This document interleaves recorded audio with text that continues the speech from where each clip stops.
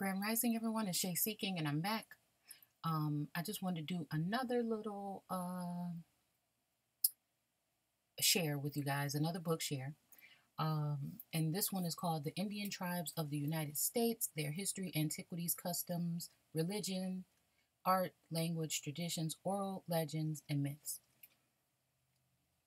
And written in here, it says Henry Rowe Draft or something. Shalaraft, I don't know. Edited by Francis Drake. So I'm wondering, I could tell that they tried to blot out, or I guess there's a mysterious stain here on the fact that it says Francis Drake. I don't think that the timeline of this matches with the Francis Drake that I just did the video on when we were talking about Francis Drake. And something about the, and I think it was 1587 when they took over, they overthrew the people, and, what was I going to say? I can't remember if it was Mexico or like South America somewhere. And then I was referring that to the fact of taking over one of the temples of Jerusalem. And we were saying that the story was very similar to Francis Drake, was very strong, especially even with dates and things, to Nebuchadnezzar. Okay, and who he sent over to overthrow Jerusalem. Okay, so it's almost exact in so many ways. Okay, but you can go back and look at that video on the channel. You guys know how it is here. When I have something, I have it. I elaborate on it, but again, I don't like to speak on things unless I'm in tune with that, and that's what I'm actually talking about right then and there, unless I'm putting plugs in to relay something to you guys. So again, I can't obtain all of this information in my head. It's just the way that I think. So as it comes, I speak to you guys. When it's gone, it's gone. I may come back to it, but I like to go where the spirit or the guides guide me. So we're going to go ahead and look at this a little bit. I just thought that was funny that they tried to blot that out. It says illustrated with 100 fine engravings on steel in 2 volumes. And then I guess this is volume 1, and this is Philadelphia, by way of London. Well, no, it says Philadelphia by this printing company. London is, or in, or 16 Southampton Street. Okay, Covent Garden.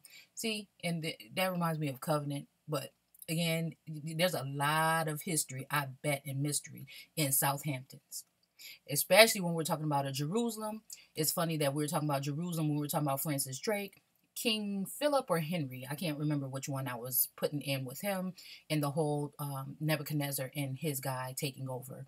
And the Nebuchadnezzar did some of the same exact things that this whole Francis Drake story had in it, and it ties together. And I think the Bible was using 587 AD or BC or something.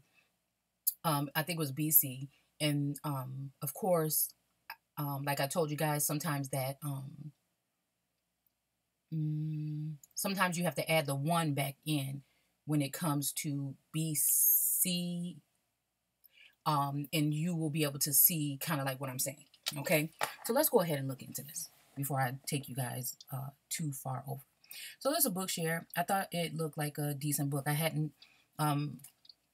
have thousands of friends on Facebook that we, you know how it is. Everyone's swapping information and, you know, trying to give references as best as possible.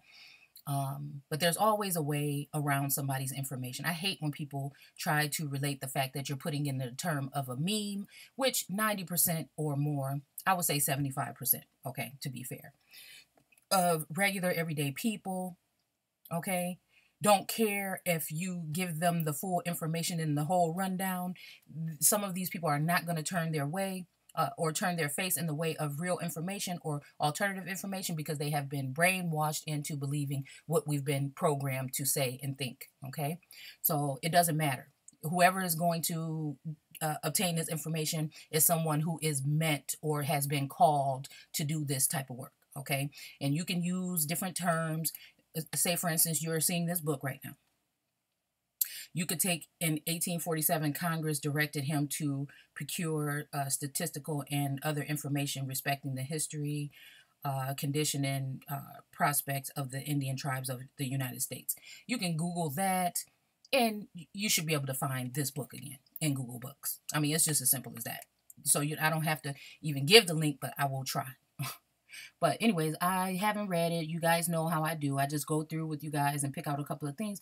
But I could have sworn, let me make it a little bit bigger, that I just seen Aborigine. Okay, I did. The myth of Hiawatha. And this is something that I've been intrigued to go ahead and look into a little bit further. Yeah. So, let's see. Reference. Okay. Okay, so the first volume of this collaborative work appeared in 1850, the sixth and concluding volume in 1857. In reference to this object, he at once prepared and issued blank forms containing a comprehensive series of interrogatories.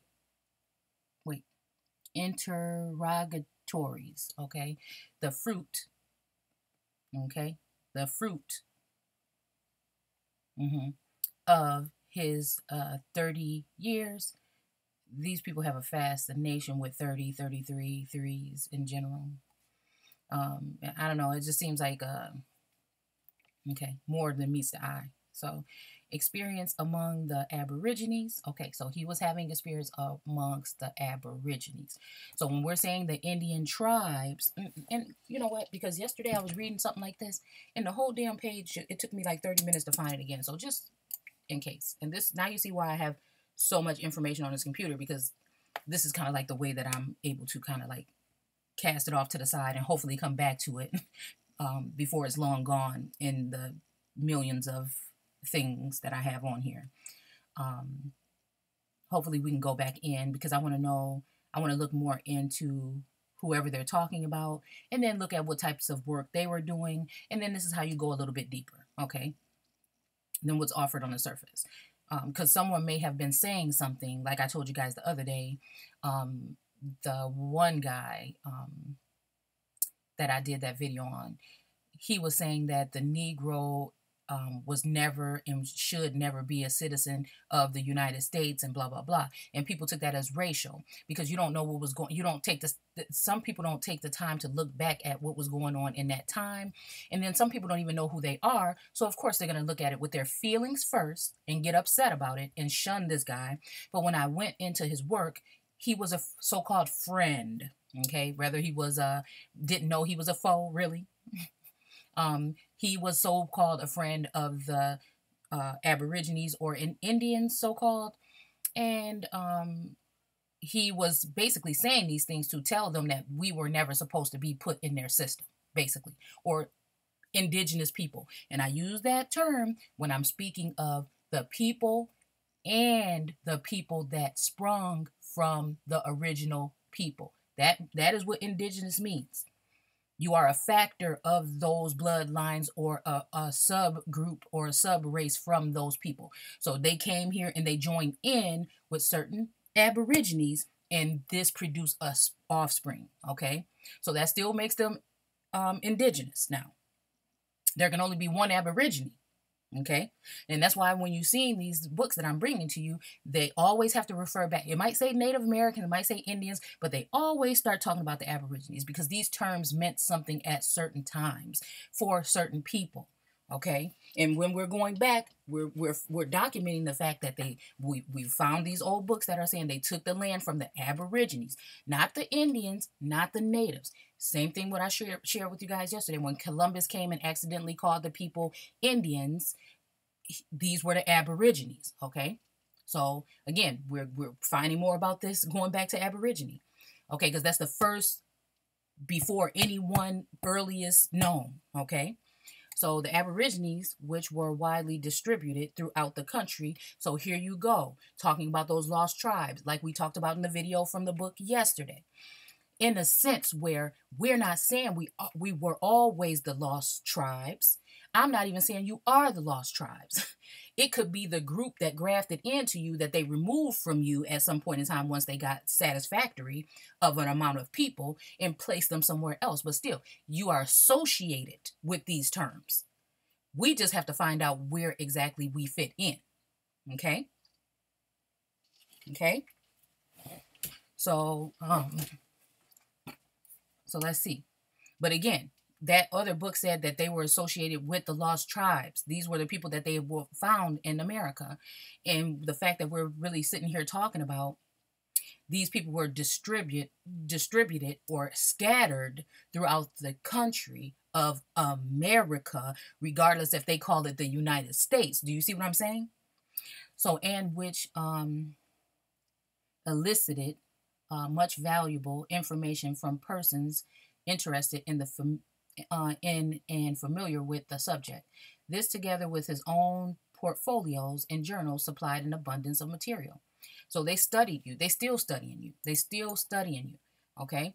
They want to know what moves we making, and I know they see some of these moves, but they will never bring it up to Front Street unless they try to do something to fearmonger by saying that they are now using these groups that are extremist groups and saying that these may be some form of terroristic acts or something, which, wow, okay?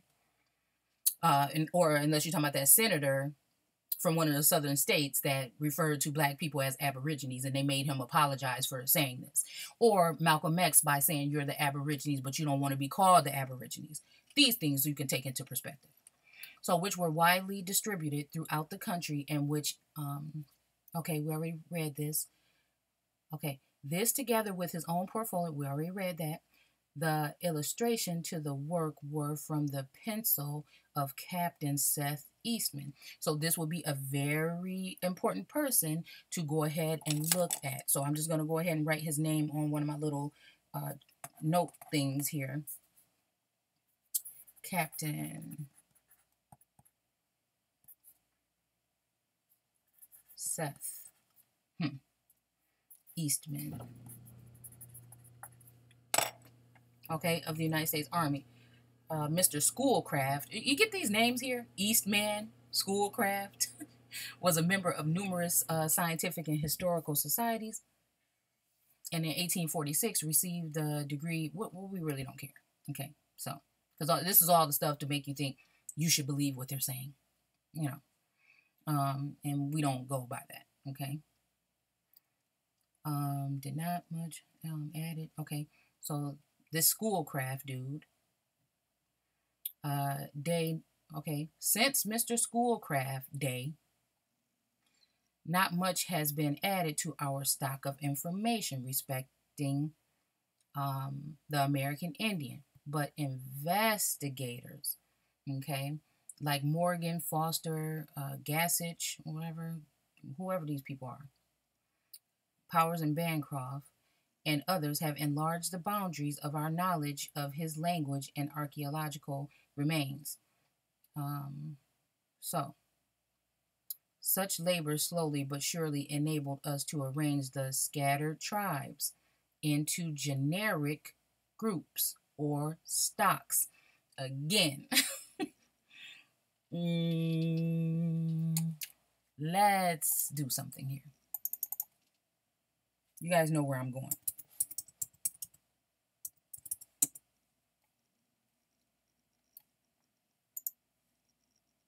Because I just want to be real clear.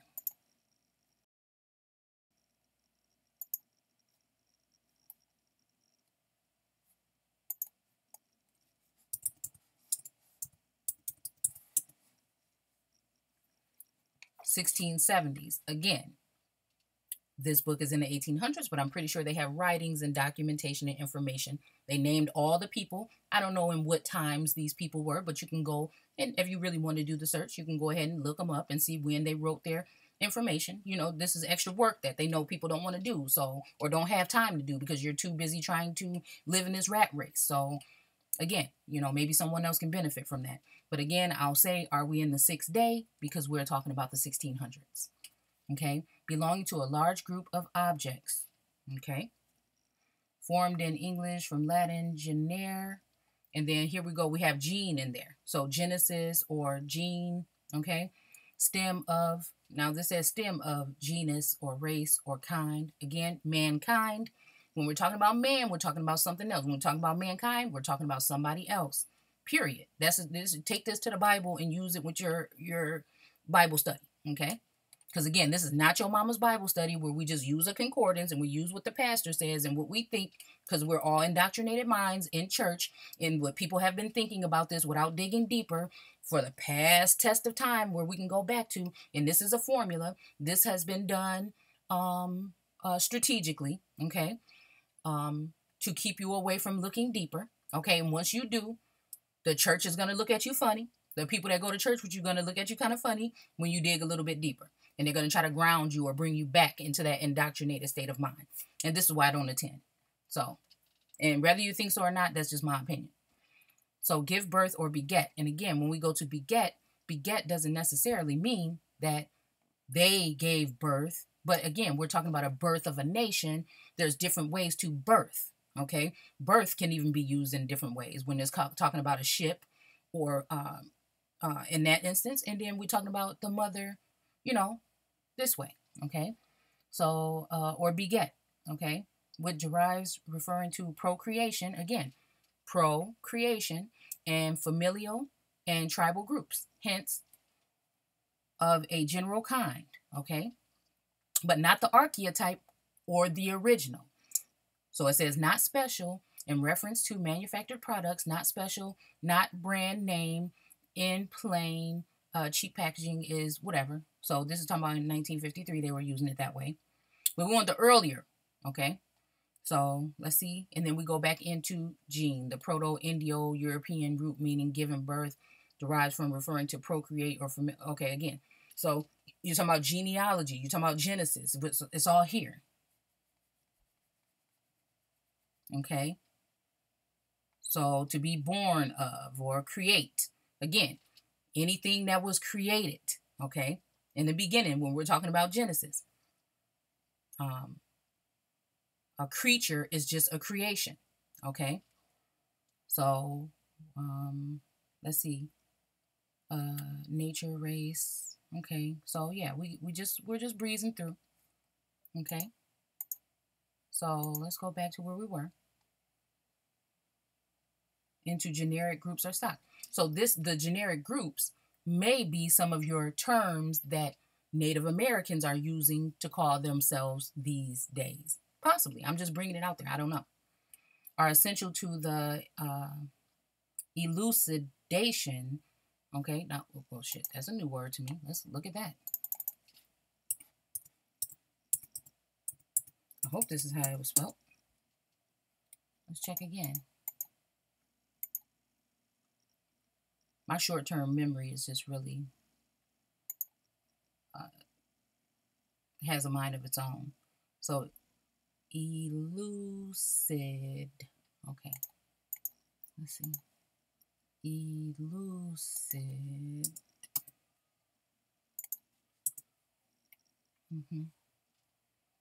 Okay, so again, 1560. Are we in the 5th day? Act of making intelligible. Okay.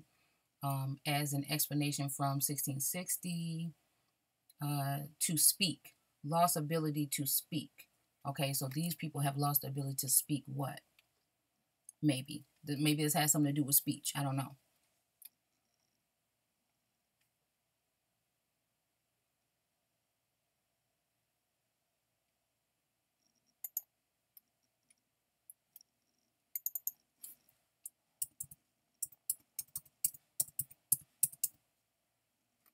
Oh, okay, maybe this is it. But I don't want to hit it yet. Past particular. Make light or clear. Again, when we're talking in Genesis about the 5th day, Are we, you know what? Let's just do it. Let's just do it. I'm going to look up this next one. You guys see what it says here. To make light. Didn't God create the two great lights, one to rule the day, one to rule the night? Who are these light bringers, light bearers, light givers? Okay? To make light. And even when we're talking about how I tell you that Genesis, the first couple of verses, is describing so-called racism right in front of your face. This God came. He saw darkness on the face of the deep. Let's just use our common sense and just use a little bit of discernment, wisdom, in the things that you've attained and seen throughout your life. Okay? Look at me telling you that this landmass was covered with dark-skinned people, and they don't want you to know about this, but we're finding the facts, right? Look at the fact that God saw darkness and he wanted to make it light. Because I can tell you again, if it's one thing that I'm going to tell you in this Bible, from going over Genesis, the first chapter over and over again, we are not talking about the sun in the sky. We are not talking about the moon and all this other stuff. There's more, it's more depth to that, okay? And then you look at when we're talking about the sun, there's going to be a lighter, the Son of God, or when it comes to this sun worship and all this other stuff. There, so it's also on both aspects. Then the symbolism to that is Christianity, more so, if we can just bring them down to the main religions, okay? And then when you're talking about the darker to rule the night, think about even the moon, because the moon, you know, because that's what we're trying to say it's in reference to. So think about that, and think about Muslims or Islam, okay? Okay? And then you can, even we could talk about the Illuminati or the illuminated ones and the secret societies and the Freemasons and then the Eastern Stars, because he didn't only say he made the great lights, but he made stars too, okay? So again, make light or clear. That we're already talking about procreation, we're talking about creation, we're talking about Genesis. This is what we're talking about, okay? Okay? Assimilated form of X, or out, away with. And that's what we were just talking about in this book. So then I have to reference, regardless of what the concordance says, regardless of what anyone else said, what are we really saying in this book and what are we really saying there? Okay? So away, again, that's where your ab comes from, your origine, okay? Or origines, okay? Lucidus, and that's funny, Lucy or Lucifer, or again, light, bright, clear, perspicuous, lucid, clear, to shine. Again, and it tells that light to shine, okay? Okay? To shine and be bright and go through the earth, okay? Through. So again, you can take it how you want, but this is where we're going with it.